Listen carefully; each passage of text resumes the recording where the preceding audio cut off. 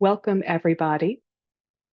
Today, we are going to be talking about making your work samples accessible.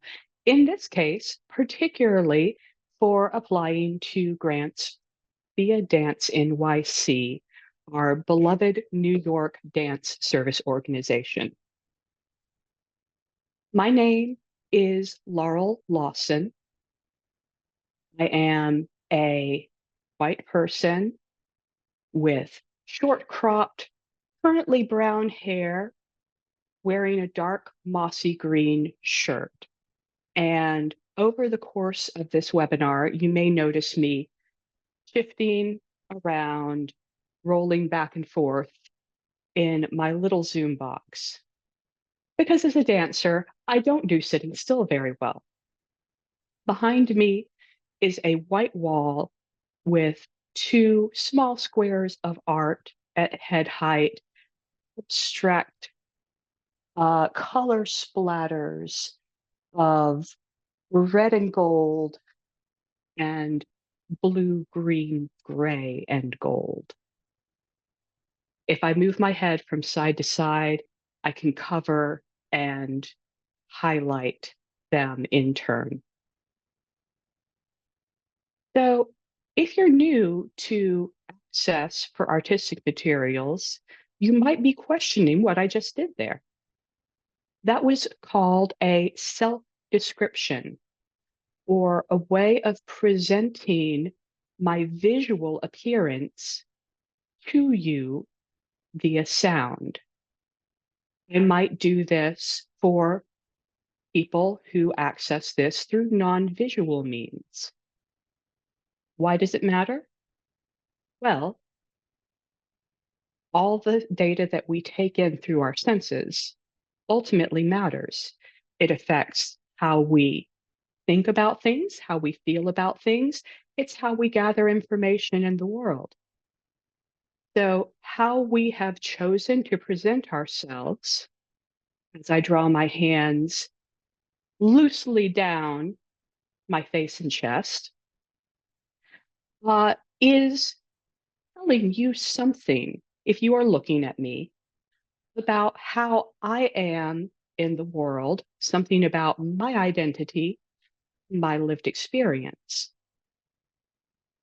In this case, you may notice that I alluded to the fact that I am a wheelchair user by saying that I'm rolling around in the little box, although at the moment you can't see my wheelchair. You might also infer that I am a queer artist, which is not overtly stated, but certainly implied in my appearance. So, self-description is a practice. It is something that will evolve and grow with you, and it is something that you will need to practice. If you've never done it, the first couple of times are probably going to feel pretty awkward. So I'm going to encourage you to actually pause this video right now and try it out. Just looking in the mirror, or you can even use your cell phone camera for this, and think about how you might describe your appearance. I'll wait. Okay, so you might think of a few ways to organize self-description. Usually, when we're talking to each other through this kind of video medium, we are focusing on our face as a mode of interaction. So I often begin with my face or skin tone. If I am wearing any particular kind of makeup, anything that I've taken the trouble to put on for you, I might have mentioned that. Then I sort of swept through the things around my face, from my hairstyle and color, briefly noting clothing, in this case, kind of nondescript, not to be distracting. But if I were wearing something that was meaningful or that I had specially put together today, I might have mentioned that. I talked a little bit about how I am here, moving around within the screen. And then I described my background with a sweep of the hand. These are all things that a sighted person might think of as contributing to the information that they know about me. So self-description will change on a day-to-day basis. You might develop a short script that you usually use. You may vary from it according to how you are feeling or how you are being at any given time. I encourage you to consider what is what is visible from the outside versus what is implied. Many people blend their descriptions into their normal introductions, such that I might say, "Hi, my name is Laurel. I am a queer disabled artist and I use flexible pronouns. I am a white person with." So everything rolls nicely together. You may choose to disclose different kinds of information in different contexts or on different days. Now, why am I going into this when we're talking about work samples?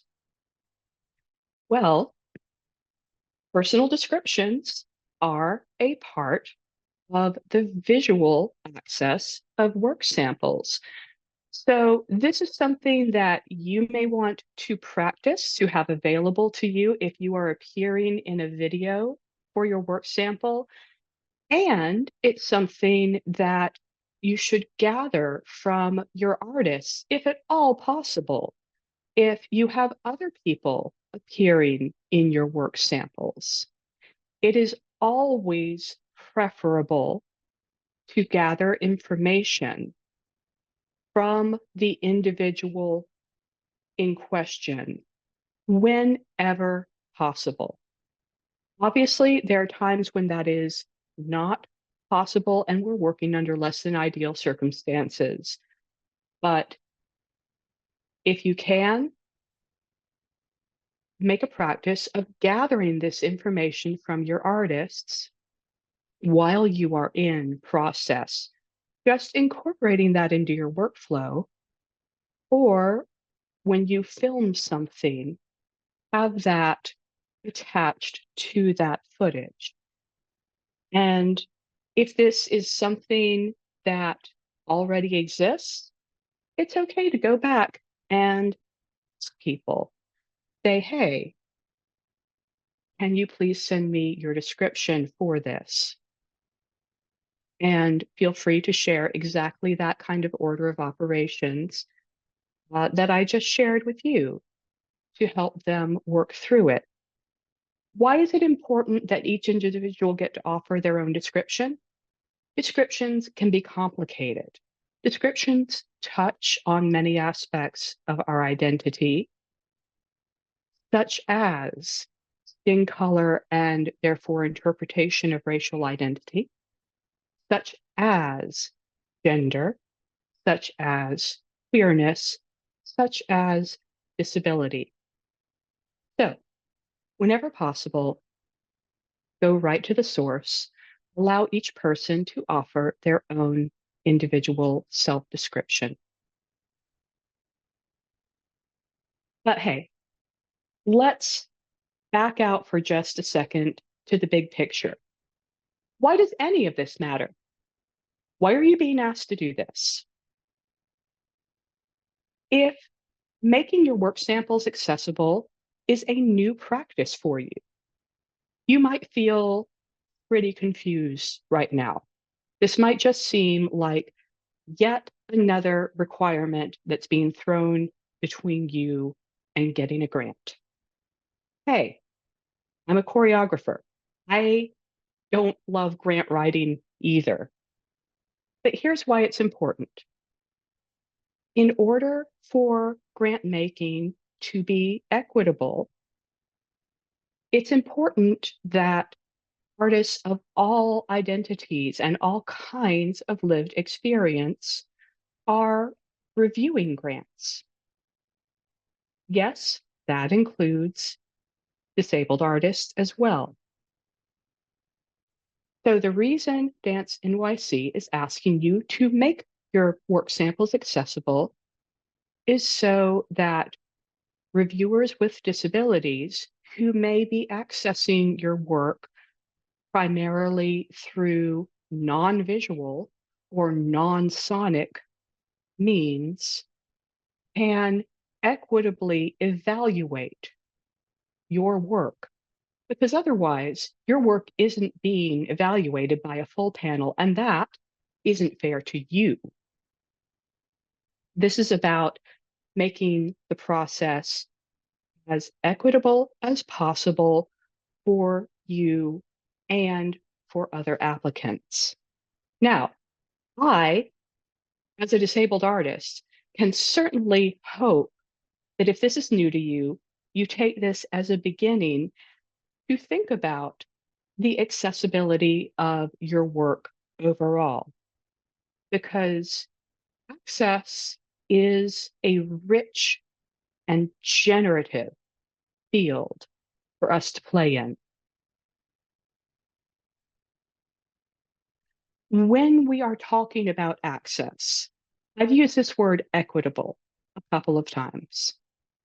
So, equitable, sometimes interpreted as fair, sometimes interpreted as equal, but that's not quite the same thing. Equitable access does not necessarily mean that someone is having an identical experience. From my embodiment to someone else's,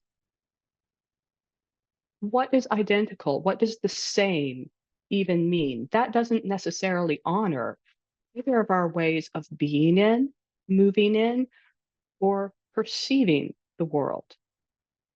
Equitable, as I'm using it here, does mean that people are having an equally rich, equally firsthand experience of your artwork. Another way I sometimes talk about access is to put it along a spectrum. There is compliant access. You may have heard of this. And when we say compliant here, we mean legally compliant. That is, with the Americans with Disabilities Act or with other applicable legislation. Here's the thing. Compliance is the bare minimum. It is not built to think about art, and it is not built to be equitable.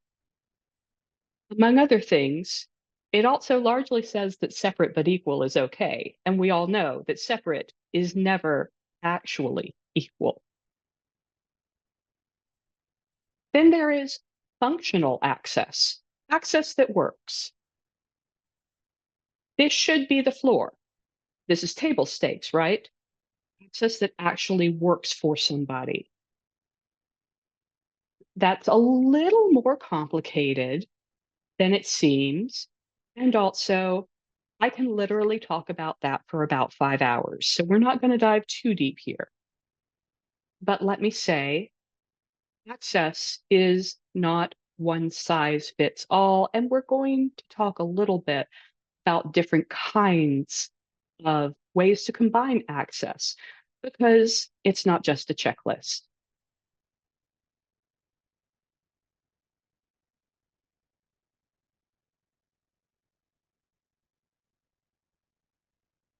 Moving up that spectrum, aesthetic access. And here I mean access that has had the quality, the nature of the experience considered. This is what we as artists do all the time in thinking about the kinds of experience our audience is having, what we are conveying, how we are conveying it.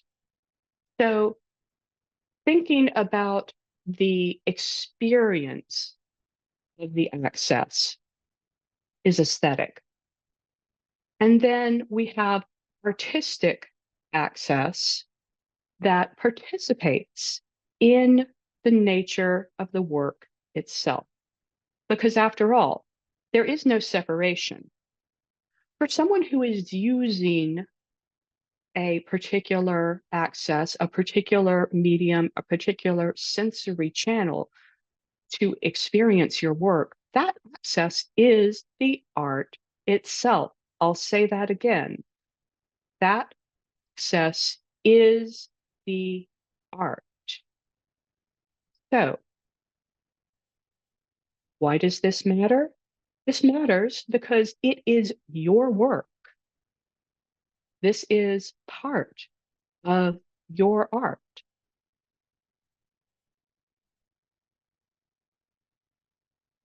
So, today and again, I can and do teach entire day long workshops on this. But in the next 45 minutes here, we are going to very briefly discuss how visual aspects of art, like video, can be presented through auditory channels. Number two, we're going to talk about taking the audible or the sonic environment, like the sound channel of your video, or like a music sample or a speech recording, to textual or visual forms. And number three, we're going to talk briefly about presenting your work, how you might contextualize this and talk about the choices that you've made artistically.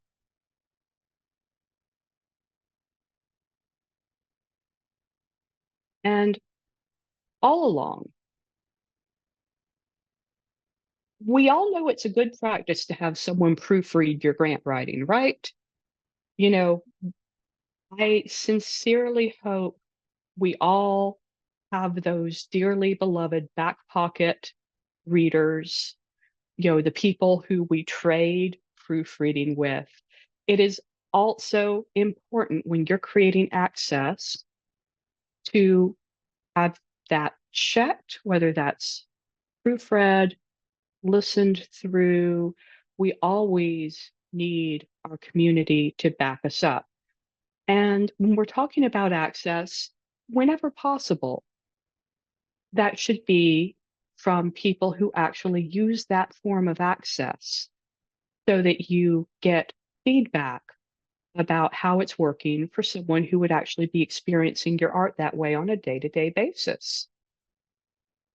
It's always important to consider from what perspective are you experiencing the world? I can say from a seated experience, I have personally a fantastic knowledge of people's centers of gravity because I'm looking at the world from 2 to 3 feet lower than a lot of you. I jest, but really, if you have people in your life, people in your community, colleagues with whom you can offer fair exchange, to proofread your captions, to listen to your audio description, that will help you make better work. So let's jump back into that world of description. We've already started here with self-description. So this is no longer new and scary, right? Let's talk now about image description. What do I do if I'm not describing myself, but I'm describing, for example, a photo? And yeah, Let's jump here to something kind of ancient. Could I have that first photo example, please? Okay. So on screen, this is seriously about 10 years old and courtesy full radius dance. On screen is a photo of myself. I am a white person. My arms are raised above my head, loosely curved. The photo lights are glinting off my skin and reflecting white light back at you. My head is turned slightly to one side, smiling just a little, hair back in a bun. I am balanced on one wheel, tilting away from you, my body curved. That is a very literal description of what's going on there. But let's dig a little deeper. What is this picture communicating to you? We might say this is a fairly classical kind of pose. So we might talk about the lifted arms, the turn of the chin. We might talk about the balance. Does it look like I'm staying there? Does it look like I'm falling away from you? Does it look like I'm swooping through a turn? Is there a story? Is there a character? Is there an action? Do you feel moved to use words like poised or like swooping or like held? These all take that in different places, right? So again, this is why artist-led access is critical. One thing I like to talk about in image description is literal description versus interpretation. Or to go back to our earlier example, what is visually present versus what am I interpreting as a viewer? We all make different choices as artists about how much we want to tell an audience versus how much we want to just present it and let everyone draw their own interpretation. I don't know where on that spectrum you fall. And as a part of your art, this comes into that same place of, is this something you're going to just say, you know, swooping through a curve, reaching but falling? Or are you going to phrase it more obliquely? You have so many choices here. Another aspect of this is generative access versus converting something after the fact. It is ideal to bring this into your process, to be creating this in the moment, because here's the real secret. You're going to learn more about your work when you are exploring it from multiple angles and doing it in the moment. And yes, sometimes it is possible to come back and get some of these insights afterwards. And, it's never going to be as good. So let's clear that sample, please. For further examples of image description, if it's helpful to you to see a lot of different versions, I will invite you to check out my Instagram, Worlds of Laurel. Everything there is presented with image description, and you can read how my own practice has evolved over the years. Let's move on to describing moving images, video. So there are as many styles, as many ways to describe this as there are artists. Description can be literal, as we've already talked about. Description can be imagistic, or like you're painting a scene. It can be narrative, like storytelling. It can be poetic. It can be rhythmic. It can be wholly non-textual, in breath, in body, in voice. Are you one of those teachers that gives combinations, calls combos in sound? I know some of you are. Da da da da da da da. That is a form of audio description. You are giving timing and quality through sound. So, hey, some of you are already doing audio description in class in this form. The voicing of your audio description can also be a question. Does the work need to be voiced by a particular person or by a particular kind of lived experience? You can use one voice or multiple voices. You can interlace words or stack them on top of each other to create complexity. Right now, I'm going to proceed with the assumption that you're describing your own work in one voice, hopefully in a clean recorded copy, but this is something you can do on your cell phone in studio rehearsal as you're watching it live. This doesn't have to be complicated, hard, and it certainly doesn't have to be expensive. Let's start with a quick little example. I'm just going to lift an arm. That's all. From resting on the desk, which you may not be able to see in the frame, floating off the shoulder.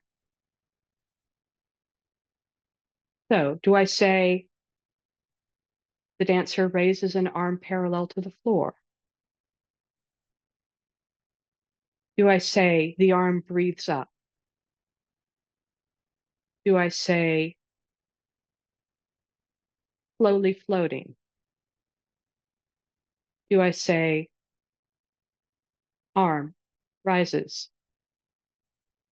Do I say, hmm? These are all options. They are all things that denote slightly different qualities. And I encourage you to think about what is most communicative of what you are putting into your work. Different works may require different styles. Play with words, play with phrasing, play with sounds. Sometimes it can be easier to begin with a work that doesn't involve yourself or doesn't involve your own work. So, could I have the second example up, please? This is a fun little video I took at an aquarium in Spain. If you're seeing this, these are obviously of jellyfish. And while I have written a video description for this before, It's on my Instagram account. I do not remember what I said. So let's evolve some ways I might describe this. I see golden orbs, flutter kicking. There are purple dots like little suspended eyeballs floating. I see many golden orbs like suns against a deep blue star-studded background. I might describe this as floating, of course. I could describe this as rhythmically pulsing to a goal I know not where, locking, interlacing, turning, coming about. So these are all ways I might use to describe this video. And one example, often in video description, the ideal is to overlay the audio of the description into the video itself. That is something, if you have any video editor, you can do that quite easily. You can also add those audio files in online if you're using YouTube or Vimeo. If you need an audio editor, I always recommend Audacity, Audacity, a good free open source option. And if you feel like jellyfish are silly, well, certified audio describers spend a lot of time watching cat videos. Let's go to that next video example, please.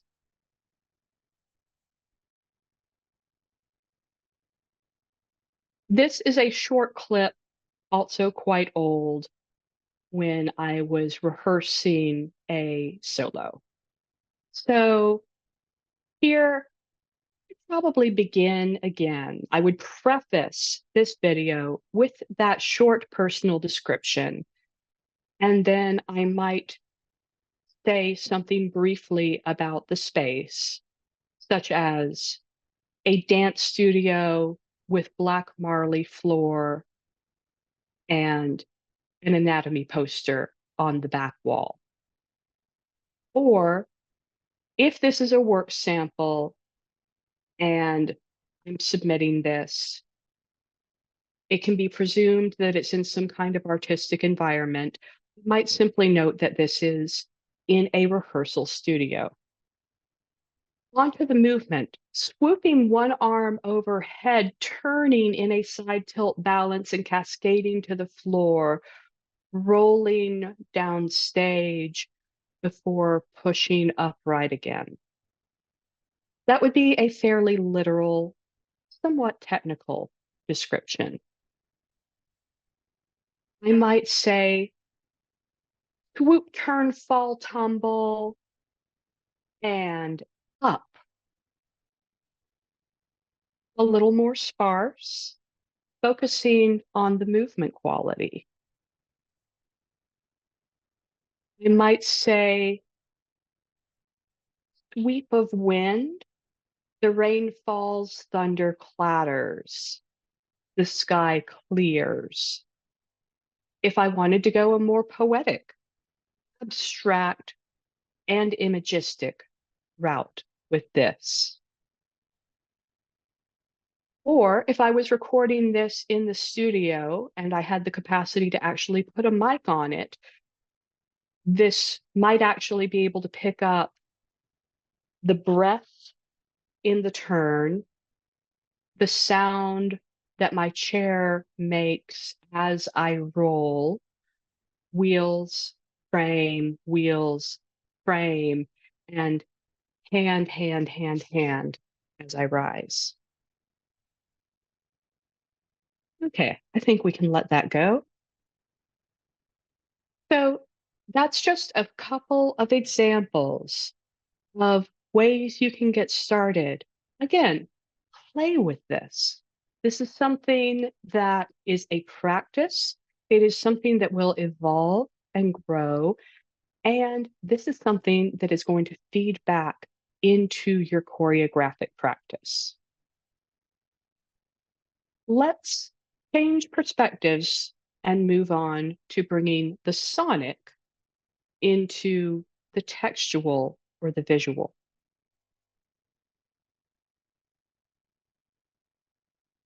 One way that we might do that is demonstrated in this video is through ASL interpretation. Why do we use ASL in addition to captioning? They're not the same thing at all. ASL is a different language. So having interpretation is important for people who are ASL native speakers. However, that may not be feasible or even necessary for your work samples, which may or may not include speech. But let me just note, when you are working with interpreters, it's important to consider your preparation, things like your name, things like any particular terms you might use. If you have a script already written, if you are one of those speakers, great. Love that for you. Please give it to your interpreters in advance because it's going to help so much in building that translation. It's also important to consider your pacing. You may note that in this webinar, I'm speaking with a very measured pace, and I'm taking pauses when I come to the end of a thought. This is in part so that the interpretation and I move together. Sometimes in disability culture, you'll hear the phrase, we move at the speed of access. In other communities, this might be phrased, we move at the speed of trust. Access is necessary for trust, so I link these phrases. And that means we move at the speed where we can move together. So pacing is important to consider. Yes, sometimes that means accessible work can take a little bit longer, and that's okay. When I am submitting an accessible work sample, and I know that that's not been made a requirement, when I know that maybe my work sample needs more time because it is accessible, because I have that audio description in there, for example, then that is something I talk about as being necessary for equity. What are some other ways that we can make speech accessible? Well, captioning is the pretty obvious one here, right? And today we have Nancy providing the captioning for this webinar. Thank you.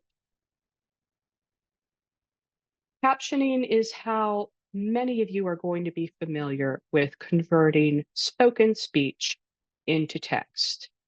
And how many of us who are hearing use captioning because we don't turn the sound on?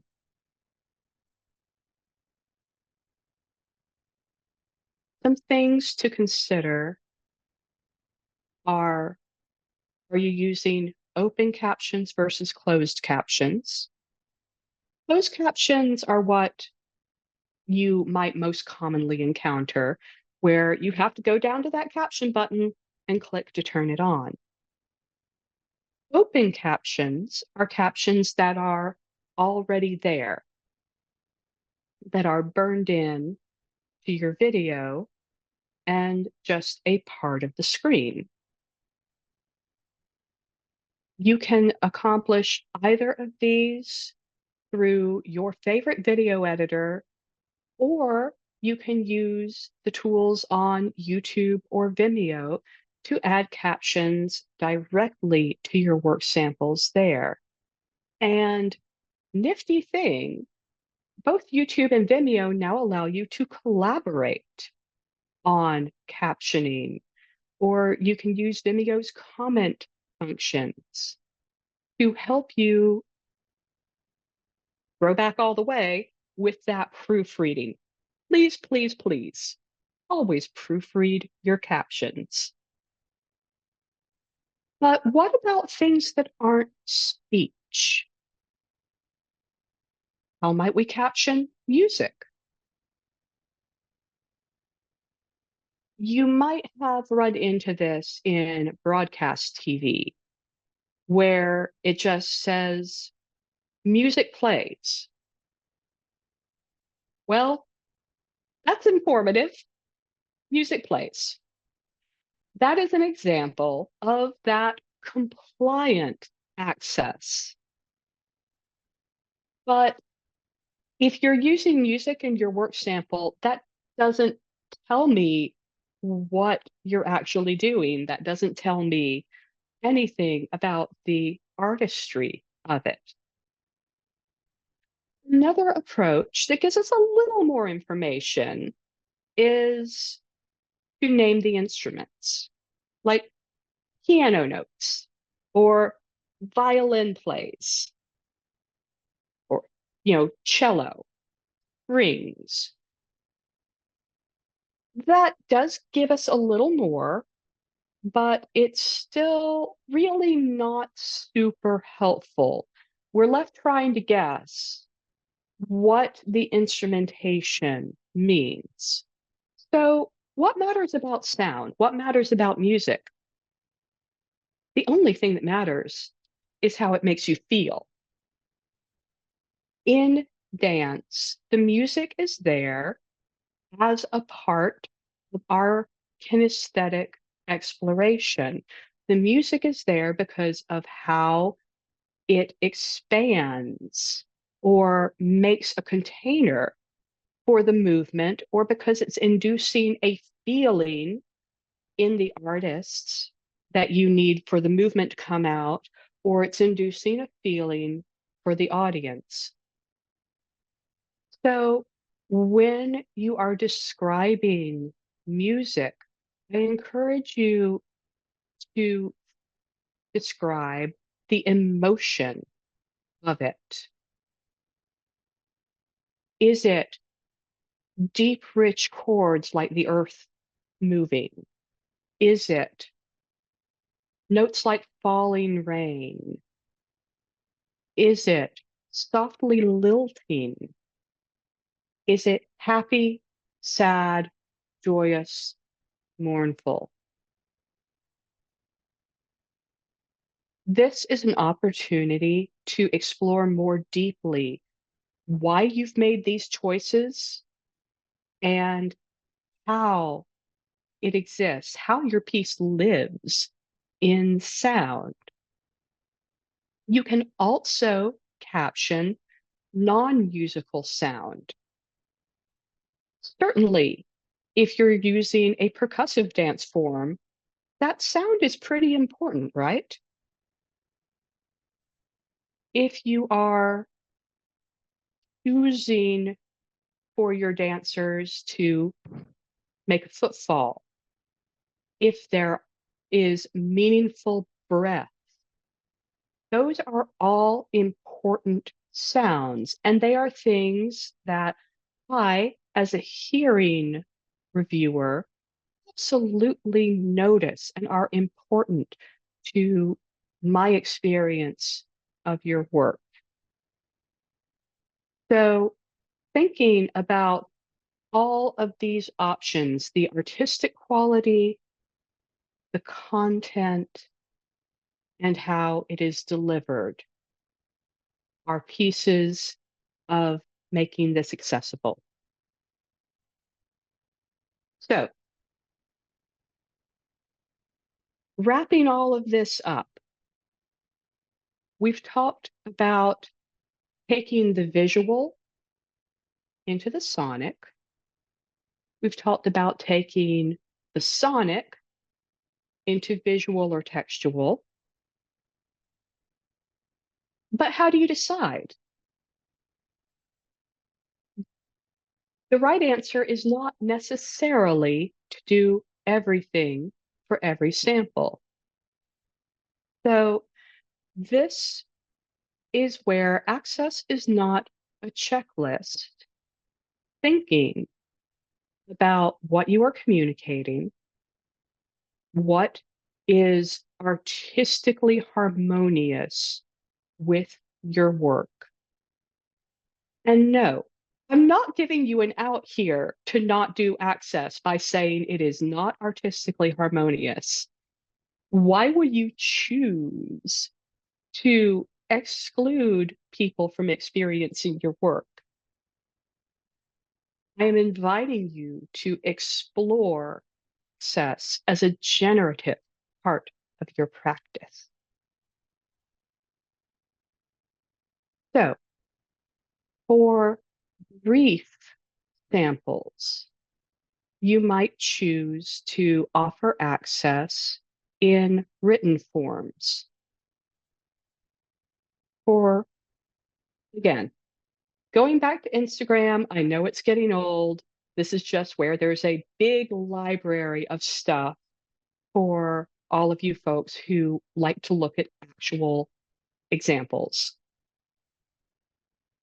Short videos of, say, a minute or less. You can easily write a video description in text.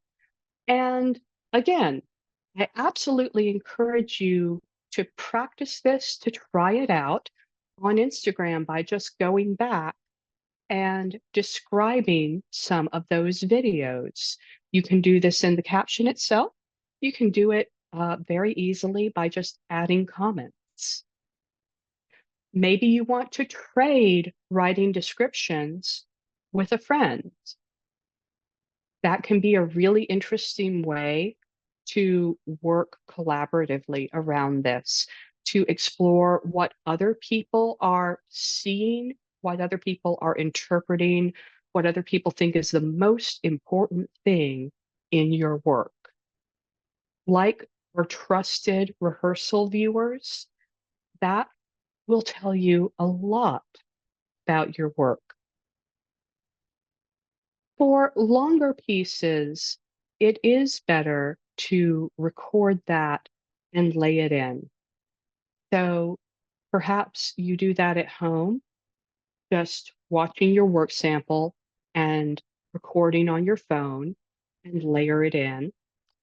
Perhaps you do that if you can actually do this in rehearsal or even when the piece is being recorded, and just capture it right then. If you're capturing rehearsal footage, your audio description doesn't have to be a polished final recording. With the caveat that by the time you make it to performance, hopefully your audio description is as polished, as rich, and as artistic as the visual environment. Likewise, for captioning, is it short enough to have a written accompaniment? Is it something where you're going to just go into YouTube and write the captions out? You can also use transcripts. For example, if you are answering application questions through a video or through an audio capture, It's pretty easy to take a transcript at the same time. If you have Google Docs open or your word editor of choice or even your phone, and use speech to text to capture a rough sample that you're then going to go through and correct, clean up, and use as a transcript. Of course, the ideal is to have a live captioner. And when you're putting work samples in at 11:15 p.m., yeah, come on, we've all done it. Uh, Feeding that audio through a tool and correcting that transcript and uploading it is possibly going to be your most available option. Finally, I want to talk a little bit about contextualizing your work. Just as you might talk about what it is, what it's about, personally, I hate those questions.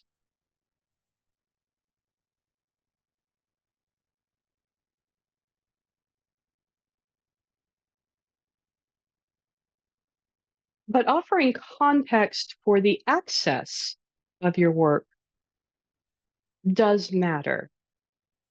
So you might talk about why you made the choice to do a certain kind of access and not others, letting the reviewers in on your thought process, on how you are shaping your artistry. It can be helpful to note timestamps. You're probably familiar with offering a viewing timestamp in a long sample. I mean, what's worse than getting that hour-long sample and being like, okay, I have no idea what to watch out of this, but I can't, as a reviewer, watch this whole hour-long concert.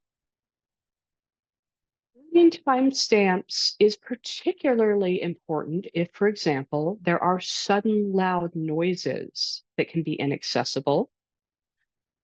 It can be important if there are strobing lights or sudden bright lights. This is something that I also hope you're thinking about in performance, letting your audience know if, for example, you're going to sweep a light right across them, because that's something that can be inaccessible for folks. I'm going to include in here if there are contextual content triggers to mention, whether that's from the material, from the content, from the type of movement, if there are things that people may need to prepare themselves for or take care of themselves around viewing. So making the access challenging as your art is critical. This is not making things easier. This is exploring your work from other angles. It requires that you think about it rather than work through a checklist. It requires that you consider your workflow.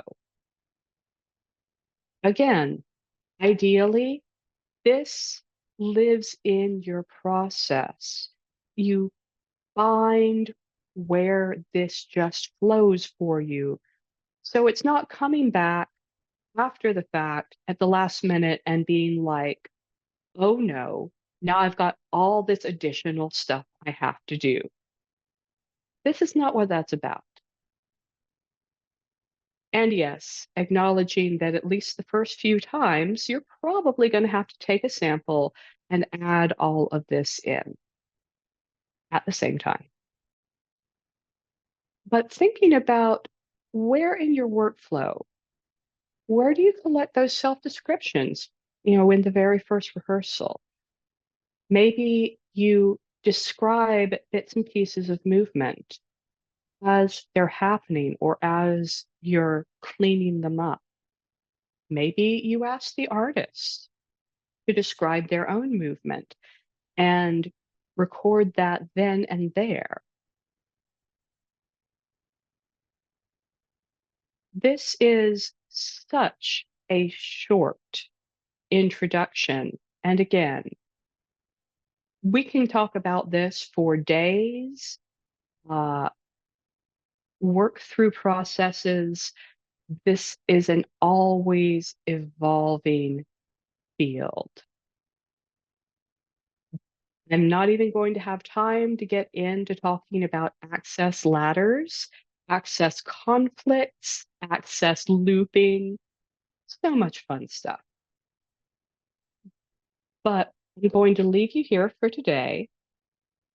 Note that there is a companion document with some questions to ask yourself as you're working through the process of making your samples accessible, and with some suggested resources or reference samples. I hope this is going to open things up for you to learn more, to integrate this as a part of your practice. And thank you for making your work accessible.